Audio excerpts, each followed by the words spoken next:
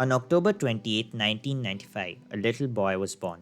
He was the son of William H. Gates Sr. and Mary Maxwell Gates. The little boy was named Bill, and little did his parents know how big of an influence their son would play in modernizing this world. He was the only boy child in his family, and he had two sisters. The family lived in Seattle. In his early life, Bill Gates' parents wanted him to pursue a career in law. Gates was often bullied in his childhood for being too short, but that did not deter him. His family always followed the principle that there was always a reward for winning and there was always a penalty for losing. Kenneth Sam Allen and Edna Faye were living with their 2-year-old son, Paul, in Seattle. From 1965 to 1971, Paul attended the Lakeside School. It was here the legendary dynamic duo was born. Allen and Gates became close friends due to their enthusiasm for computers, and they used the Lakeside's teletype terminal to develop their programming skills on several times, sharing computer systems. They also used the laboratory of their computer science department of the University of Washington, doing personal research on computer programming. They were banned from the laboratory in 1971 for abuse of their privileges there. Bill, Paul, Rick Werent, and Kent Evans, Bill's business partner and best friend, formed the Lakeside Programmers Club to make money. At the end of the ban, they offered to find bugs in CCC, the Computer Center Corporation software, in exchange for extra computer time. Gates, Allen, and the team went to CCC's offices and studied code for various system programs. Their arrangement with the CCC continued until 1970 when the company went out of business. The next year, a teacher in their school enlisted Gates and Kent Evans to automate the school class scheduling system, providing them computer time and royalties in return. They worked hard to have the program ready for their senior year towards the end of their junior year. Unfortunately, Evans was killed in a mountain climbing accident which deeply affected Bill Gates. This incident drove Gates and Allen closer, and they finished the system for their school. In late 1974, Paul Allen saw on the cover of Popular Electronics magazine a demonstration of the Altair 8800, the first microcomputer. He bought the magazine immediately and ran to Courier House at Harvard University to show it to his high school friend Bill Gates. They saw the potential to develop an implementation of BASIC for that system, and that's where Microsoft was started on the 4th of April 1975 in Mexico. Now Microsoft is a multi-million-dollar company with over 166,000 employees as of 2020. For those of you who are wondering how was the name Microsoft coined, it was done by Paul Allen by combining the two words microcomputer and software. The company was restructured in 1981 and Bill Gates became the president of the company, in today's terms the CEO, and Paul Allen became the executive vice president. The first products marketed were the typing tutor, which helped the user learn how to use a keyboard, and Moo Math, that had the ability to solve long integer math problems so as to avoid floating point literals. After trying many other software and hardware products, Microsoft finally released the first retail version of Windows on November 20th, 1985. 1 year later, Microsoft relocated their headquarters to a corporate office campus in Redmond, Washington, which today includes about 8 million square feet and 28,000 employees. The first ever major software acquisition was of Forethought on 30th July 1987, the developer of PowerPoint, the very app we all use today for our day-to-day work, now virtual. During the same year, Microsoft began introducing its most prominent Office products, the Microsoft Works, that combined apps such as word processors, spreadsheets, databases, and the other Office applications, which surprisingly released first for the Apple Macintosh towards the end of 1986. Soon after, in 1989, Microsoft introduced its most successful Office product, Microsoft Office as we know it today. As Microsoft made more and more additions to Windows, they were worried that these additions will confuse people more. So they came out with Microsoft Bob, a graphical user interface for new users back in 1995. You could call this one of the first fails of Microsoft because this was not only cumbersome and a slow process for people who already knew things, but this was also considered childish for everyone except an 8-year-old or younger to use. This was discontinued in 1996 due to poor sales. On August 24, 1995, Microsoft released Windows 95 with a completely new interface and an iconic start button, which sold 1 million copies within a day. At this point, they hadn't developed their own browser yet, so they approached Spyglass, an internet company based in Illinois, to license their browser as the Internet Explorer. As we are on the topic of Internet Explorer, I feel this should be added to their fail list, considering the stiff competition it faces from Google Chrome as well as the recent Brave browser, which blocks ads and trackers. Just to get a context, we looked up the percentage of users who use Edge, and turns out only 8% of the total desktop users use Edge. But it seems that the user base of Edge is steadily growing as of 2020-2021. We put up a poll on our Instagram, and everyone who voted there said that they don't use Edge, and one person said, but that's nearly close to zero. In October 1996, a case was filed in the Federal District Court alleging that Microsoft had violated an agreement signed in 1994 and requested the court to stop bundling Internet Explorers with Windows. In September 1995, the Chinese government, yes, the very Chinese government which has banned all Google apps now, chose Windows to be the operating system of choice in that country and entered into an agreement with the company to standardize a Chinese version of the operating system. As the internet grew, more competitors such as Netscape and then with their Navigator entered the market. Microsoft felt the pressure of not being able to grasp the internet's importance, and to counter this, they began expanding their product line into the WWW by launching Microsoft Network, MSN, which became an umbrella to all of Microsoft's online services accessed by a Microsoft Passport, now known as Microsoft Account, as a universal login. They also started a joint venture with NBC to launch MSNBC to compete against news outlets such as CNN. Microsoft released Windows XP and Office XP in 2001, a version that provided features for both office and home use. Windows XP also came with a new graphic interface and required a Microsoft Product Activation Key to activate the software from Microsoft within 30 days. Microsoft soon entered the multi-billion-dollar gaming console industry, which used to be very popular before and is still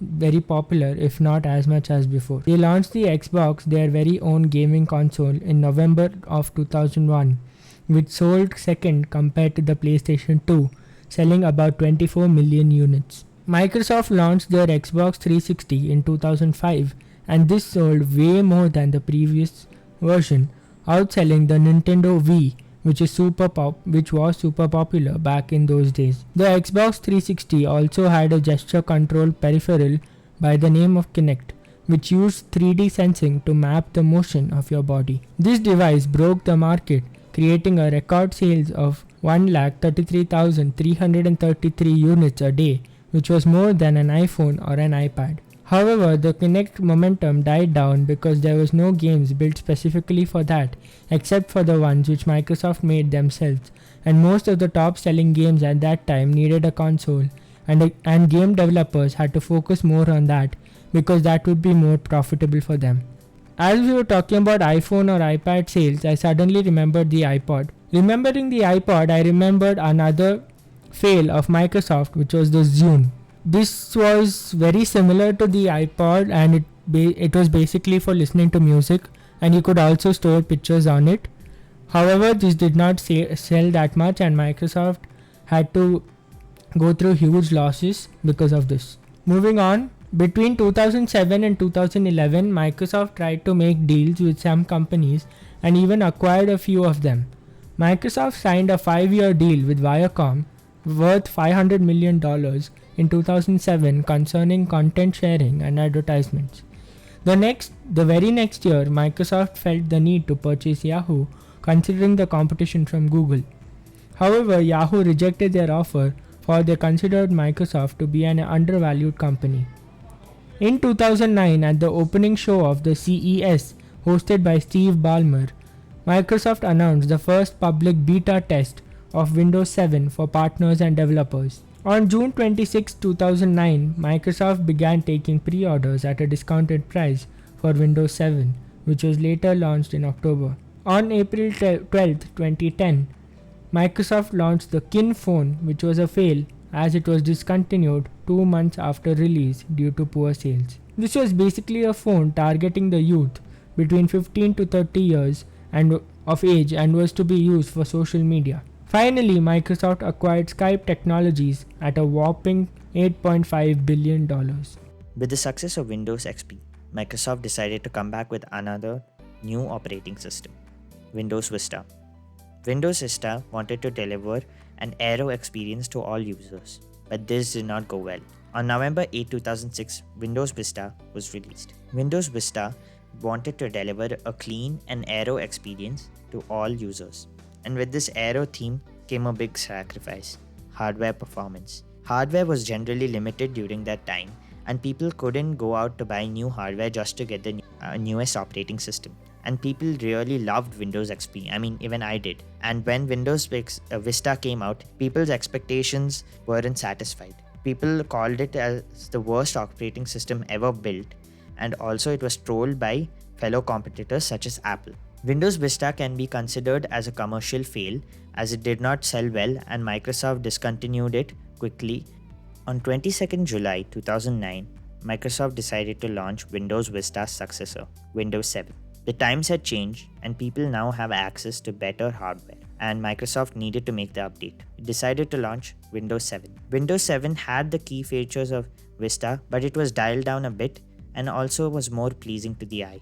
Windows 7 can be considered as a commercial success, and it's still widely used by people even though it is discontinued now. It can be said as a pinnacle of Windows success, but the stats don't agree. Windows 7 had the same aero/glass looks. It worked fast and had very less bugs. It had all the features we love with very few changes, and features from Vista like gadgets included. Many people loved Windows 7 because it was simple and the devices at that time worked on it efficiently, unlike Windows Vista. But around 2012, Windows 7 started showing slight signs of aging. Mac OS was going really far ahead and Windows needed to catch up. Windows decided to launch Windows 8. Now Windows 8, like Vista, is considered as a commercial flop. The main problems Windows 8 had were kind of similar to Vista. Windows 8 was kind of a operating system targeted at tablet usage, and there weren't many tablets that supported Windows 8. There were a few, but nobody even purchased them, and many stuck to their laptops, which ran Windows 7 perfectly fine. Although Microsoft tried pushing Windows 8 to the best, it did not work, and clearly they found out that there was something wrong. It decided to launch Windows 10, which clearly had elements of Windows 8, but was also PC-centric, unlike Windows 8. On July 18, 2012, Microsoft unveiled the Surface, the first computer in the company's history to have its hardware made by Microsoft. On July 31, 2012, Microsoft launched the Outlook.com website to compete with Gmail. On September 3, 2013, Microsoft agreed to buy Nokia's mobile unit for $7 billion. This was the time when Nokia phones actually were considered as value for money. They used to come with a good number of features, especially in the camera, and they did have Microsoft apps, especially the Office apps. And they had a YouTube user, Gan Therapy, recently bought one of the new Nokia Lumia phones and made a video about it. We'll link it down in the show notes. On February 4, 2014, Steve Ballmer stepped down as the CEO of Microsoft and was succeeded by Satya Nadella, who previously led Microsoft's Cloud and Enterprise division. On September 15, 2014, Microsoft acquired the video game development company Mojang, best known for its widely popular flagship game, Minecraft, for $2.5 billion. On July 29, 2015, Microsoft released the next version of the Windows operating system, Windows 10, the successor to Windows 8.1. This update added a whole lot of security features such as Windows Hello, Microsoft's version of Face ID, Microsoft Defender, the inbuilt antivirus software, and others. This was the Windows version where Cortana was added to the desktop and the Edge replaced Internet Explorer. Unlike Windows 8, Windows 10 can be considered as a commercial success, starting with the minimization of bugs, a flat UI, and widespread sales. Windows 11 was made available for download via MDSN and TechNet as a free upgrade for retail copies of Windows 8 and Windows 8.1 users via the Windows Store and to Windows 7 users via Windows Update. Windows 10 receives new builds on an ongoing basis, which are available at a no additional cost, in addition to additional test builds of Windows 10 which are available on to Windows Insiders. Devices in enterprise environments can receive these updates at a slower pace or use long-term support milestones that only receive critical updates such as security patches over their 10-year lifespan of extended support. Windows 10 received mostly positive reviews upon its original release.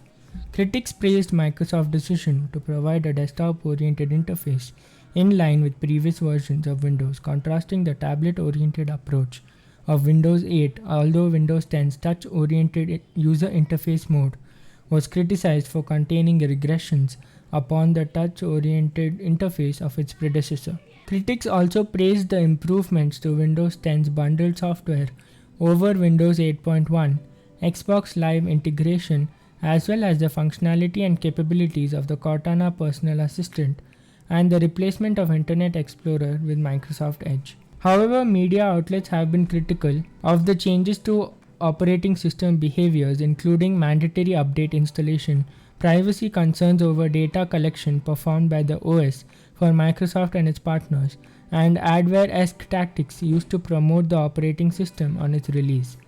Many people were still unhappy with Windows 10 because it did have inconsistent transparency and other UI inconsistencies. Then came Windows 11, which was announced by Microsoft on 24 June 2021.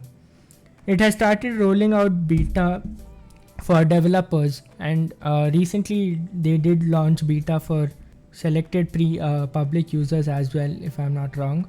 And Windows 11 came with many feature updates, some critically acclaimed, some that were publicly hated. All users could agree that Windows needed some more refinement. At the 2015 Ignite conference, Microsoft employee Jerry Nixon stated that Windows 10 would be the last version of Windows, a statement that Microsoft confirmed was reflective of its view. The operating system was considered to be a service with new builds and updates to be released over time. However, speculation of a new version of or a redesign of Windows arose in January 2021 after a job listing referring to a sweeping visual rejuvenation of Windows was posted by Microsoft.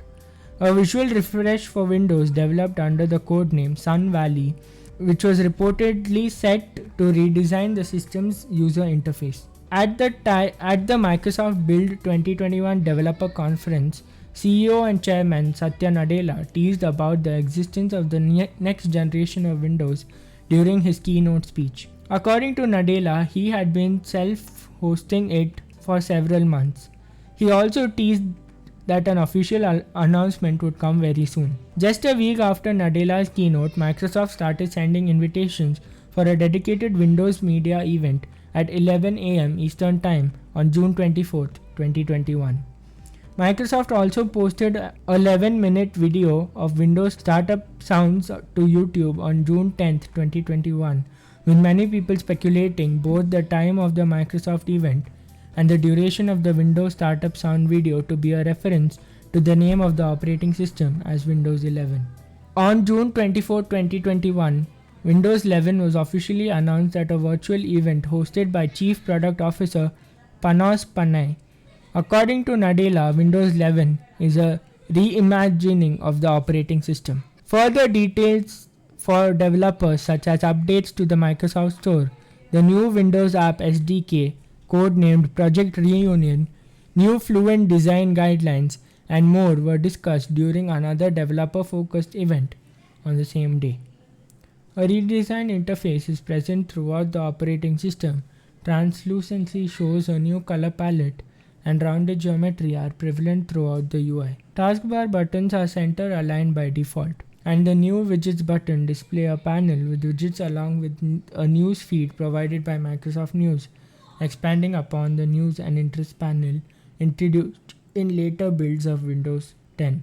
The taskbar is permanently pinned to the bottom edge of the screen and cannot be moved to the top, left, or right edges of the screen in Windows 11. Although the centered icons could be toggled to align to the left. To know more about Windows 11 features, you can go check the episode we have made. So that's it for this episode, guys. Hope you liked it.